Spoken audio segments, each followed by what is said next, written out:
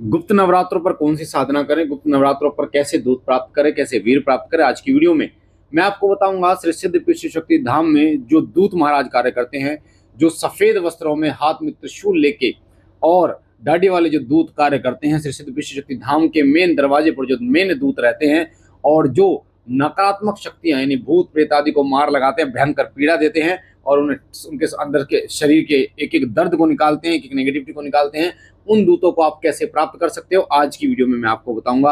Video को ध्यान से सुनना बेटा, लास्ट तक सुनना, तभी समझ में आएगा।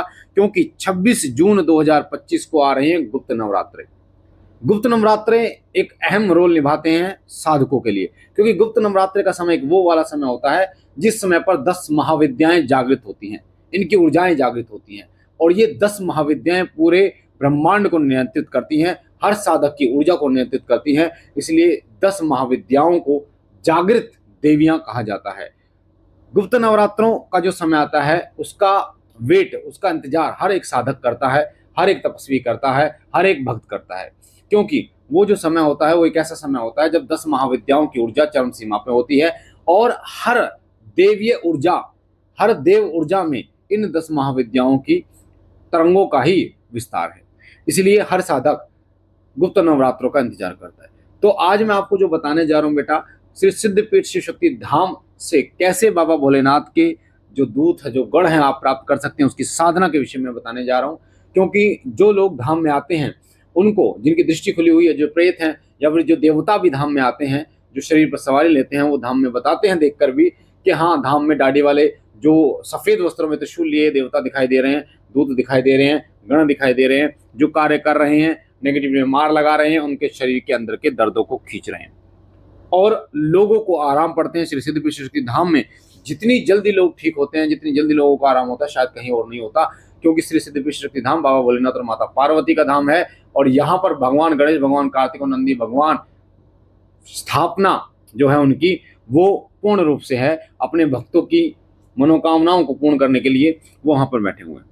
तो ध्यान से सुनना एक एक चीज को, क्योंकि यहाँ पर शिव परिवार कार्य करता है, बाबा भोलेनाथ की तरंगे कार्य करती हैं। तो ये जो धाम है एक सच्चा धाम है, श्री सिद्ध पीठ शिव शक्ति धाम, हारों का सहारा श्री सिद्ध पीठ शक्ति धाम हमारा।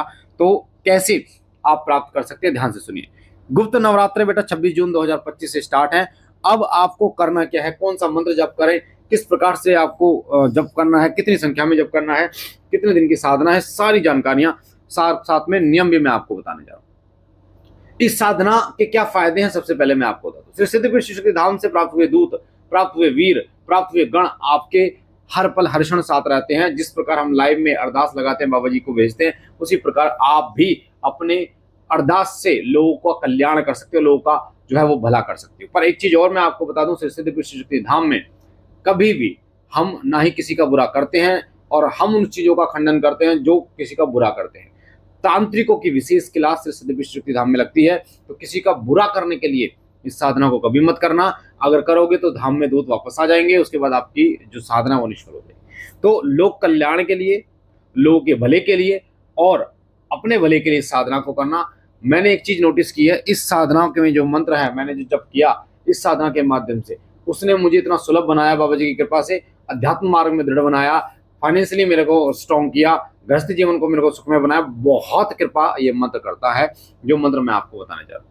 तो 10 दिन की ये साधना है, 10 दिन की ये साधना है और 10 दिन की साधना में आपको 51 माला, ध्यान से सुनना बेटा, इस वीडियो को एक बार, दो बार, तीन बार, बार बार सुन लेना, ताकि आप कोई भी गलती ना करो और एक डायरी में नोट कर लेना एक एक चीज को। आपको डेली 51 माला जप करनी है, सुबह, दोपहर और शाम, 3 टाइम आप बैठ सकते हैं जप के लिए। तीनों टाइम जब आप बैठेंगे तो बिना सिले वस्त्र पहनकर ही आपको बैठने हैं। बिना सिले वस्त्र का मतलब बेटा अंदर से लेकर बाहर तक, यानी कि अंडरवेयर भी आपका नहीं होना चाहिए, ध्यान रखना। बिना सिले आप लंगोट बांध सकते हो, आप इस प्रकार से वस्त्र धारण कर सकते हो, पर सिला नहीं होना चाहिए, ये चीज का ध्यान रखना। सुबह, दोपहर, शाम, सुबह, शाम, रात 3 बार बैठकर आप जप कर सकते हैं, अपने जप को पूर्ण कर सकते हैं। तो डेली की 51 माला आपको जप करनी है। 51 माला डेली की जप करते हैं तो 10 दिन में आपके 510 माला होती है।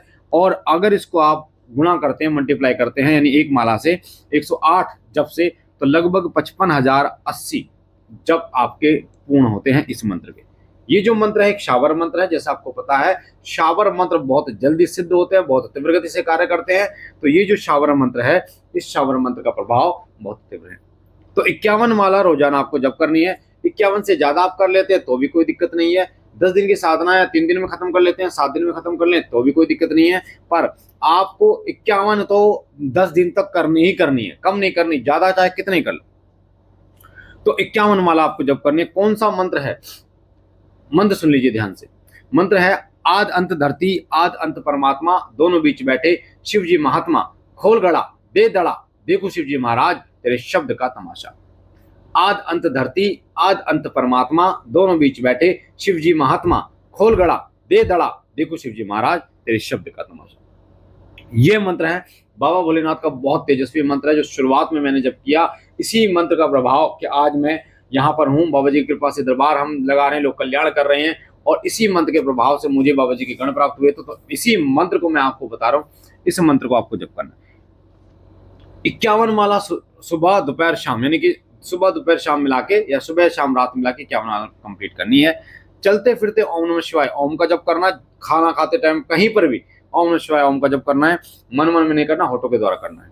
ठीक है, अब हम बात करते हैं भोग के। भोग क्या देना है? सबसे पहले जो अग्यारी होती है, सुबह सुबह डेली आपका भोग जाएगा, 10 दिन तक जाएगा। एक गोबर का उपला लेना है, वो आपको लाल कर लेना है जला के, उसको एक मिट्टी के सकोरे में डाल रख लेना। जोत जलानी है बाबा भोलेनाथ और माता पार्वती की। ओम पार्वती पताय नमो नमः, इस मंत्र से सबसे पहले जोत जलेगी गणेश भगवान की, फिर जलेगी भगवान बाबा भोलेनाथ और माता पार्वती की एक ही जोत। ठीक है, यानी पहला दीपक गणेश भगवान का, दूसरा दीपक ओम पार्वती पताय नमो नमः 3 बार बोलकर बाबा भोलेनाथ और माता पार्वती का। अब आपको जो आपने गोबर का उपला जलाया है उसमें अग्नि प्रज्वलित नहीं करनी बेटा, भी उसमें आपको घी से भोग देना है। तो 2 लोगों का भोग देना है, घी में डुबोकर। फूल वाली लौंग होनी चाहिए, टूटी नहीं होनी चाहिए, इस चीज का ध्यान रखना। सबसे पहले गणेश भगवान का देना है, फिर 2 लौंग गणेश भगवान का, फिर 2 लौंग कार्तिकेय भगवान का, फिर 2 लौंग नंदी भगवान का, फिर 2 लौंग बाबा भोलेनाथ का, फिर 2 लौंग माता पार्वती का। ठीक है, इस चीज का ध्यान रखना। ये 2 लौंग शिव परिवार का देना, फिर समस्त शिव परिवार की 2 लौंग का देना। अब 1 बतासा 2 इलायची और 2 लौंग बाबा भोलेनाथ और माता पार्वती के नाम से दे देना है। ठीक है, इतना ही भोग आपको देना है। फिर गुड़ लेना है थोड़ा सा और घी में डुबोना है हल्का हल्का सा। जैसे आपने लौंग का भोग दिया, सही गुड़ और घी का भोग देना है। पहले गणेश भगवान का, फिर भगवान कार्तिकेय का, फिर भगवान नंदी का, फिर बाबा भोलेनाथ का, माता पार्वती का, फिर समस्त शिव परिवार का। फिर माँ काली का भोग देना है 2 लौंग का, फिर भैरव बाबा का 2 लौंग का भोग देना है, फिर हनुमान जी का 2 लौंग का भोग देना है, फिर कुलदेवी का 2 लौंग का भोग देना है, फिर कुलदेवता का 2 लौंग का भोग देना है, फिर ग्राम देवता का 2 लौंग का भोग देना है। ठीक है बेटा, ये जो प्रोसेस मैंने आपको बताया है, ये प्रोसेस मेरे बच्चा 10 के 10 दिन सुबह सुबह आपको अपनाना है। भोग केवल सुबह देना है। दोपहर को जब पे बैठोगे केवल दीपक जला के बैठोगे गणेश जी का और बाबा भोलेनाथ माता पार्वती का, और शाम को भी और रात को भी, यानी जब पे बैठोगे तो दीपक जला के, और सुबह केवल भोग आपको देना है दीपक के साथ, दीपक भी जलाना है, भोग भी देना। तो भोग केवल सुबह देना, तीनों टाइम नहीं देना, इस चीज का ध्यान रखिए। तो भोग मैंने आपको बता दिया। अब मैं आपको नियम बता देता हूँ बेटा, क्या क्या नियम इस साधना में होंगे। सबसे पहले जमीन पे सोना है, ब्रह्मचर्य का शारीरिक और मानसिक पालन करना है। शारीरिक तो आप कर लोगे, मानसिक भी ध्यान रखना है। किसी बहन बेटी के प्रति गलत विचार आपके हृदय के अंदर नहीं आने चाहिए। साधना काल में हो तो साधना काल में ही रहना है। ये जो आपके 10 दिन होंगे बेटा, इसको आप ये समझ लो कि आप संसार से विरक्त हो गए हैं कुछ समय के लिए, बड़ा आपको बहुत तेजस्वी शक्ति प्राप्त होगी, बहुत तेजस्वी दूत आपको प्राप्त होंगे, गण प्राप्त होंगे। सात्विक भोजन करना है, एक समय भोजन करना है, यानी शाम को भोजन करना है। बाकी फलाहार दूध छाछ आप ले सकते हैं, पर भोजन जो है, जो नॉर्मल भोजन आप करते हैं, शाम को करना है एक समय। जबकि समय बिना सिले वस्त्र पहनने हैं, ध्यान रखना। बाल नाखून दाढ़ी नहीं काटनी है। किसी के घर का भोजन आपको नहीं करना है, इस चीज का ध्यान रखना। ठीक है, आप अपना काम करते हुए भी साधना को कर सकते हैं। बाकी जो मैंने बताया 3 टाइम बैठ के इसको जब करना है। जो लोग जॉब करते हैं वो लोग कहेंगे कि गुरुजी हम कैसे करें, तो आप सुबह जब करके अपने जॉब पे जाइए, शाम को कर लीजिए, दोपहर को आप मत बैठिए, शाम को रात को बैठ जाइए। तो ये आपको देखना है।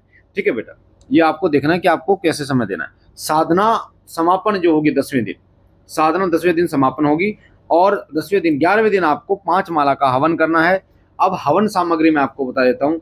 हवन सामग्री, ये जो मंत्र है, आद अंत धरती आद अंत परमात्मा दोनों बीच बैठे शिवजी महात्मा, खोल गड़ा दे दड़ा देखो शिवजी महाराज तेरे शब्द का तमाशा स्वाहा, इस प्रकार से हवन करना है। हवन सामग्री बेटा मैं आपको बता रहा हूँ। हवन सामग्री में सबसे पहले हवन सामग्री का पैकेट आपको लेना है, गुग्गल लेनी है, गुड़ और शक्कर लेनी है, चंदन पाउडर, लाल चंदन पाउडर, सफेद चंदन पाउडर लेना है। राल आती है एक, राल लेनी है। अक्षत यानी जो बिना टूटे हुए चावल लेने हैं।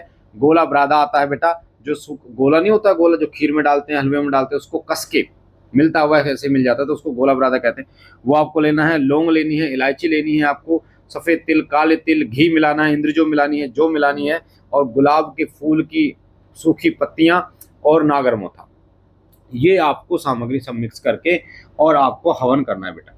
ठीक है, ये मैंने स्क्रीन पे भी दे दिया।